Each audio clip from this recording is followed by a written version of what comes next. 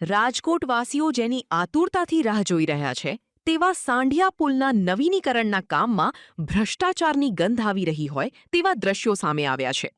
હજુ તો પુલનું કામ પૂર્ણ થાય તે પહેલા જ ડામરનો રોડ તૂટવા માંડતા તંત્ર સામે સવાલો ઊભા થયા છે. આ મામલે રાજકોટના મેયર ડોક્ટર નેહલ શુક્લાએ જાતે મુલાકાત લીધી હતી અને કામગીરીમાં ગંભીર બેદરકારી બદલ એજન્સી સામે કડક કાર્યવાહીના સંકેત આપ્યા છે.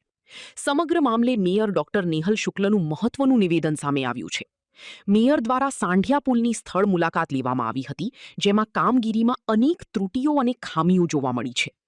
નબળી કામગીરી બદલ મેયરે તાત્કાલિક અસરથી કોન્ટ્રાક્ટ એજન્સીને નોટિસ ફટકારી છે અને આ મામલે ખુલાસો માંગ્યો છે. એટલે આ તો 3 દિવસ પહેલાની વાત છે, જ્યારે અમે લોકો 5 પદાધિકારી, કમિશનર, ડેપ્યુટી કમિશનર, સર્વે એન્જિનિયરશ્રીઓ અને કન્સર્ન પાર્ટીઝ જે હતી જોવા ગયા હતા, ત્યારે અમુક નાની મોટી ત્રુટીઓ આવી હતી, જેને લીધે પૂર્ણ કરવી જરૂરી હતી.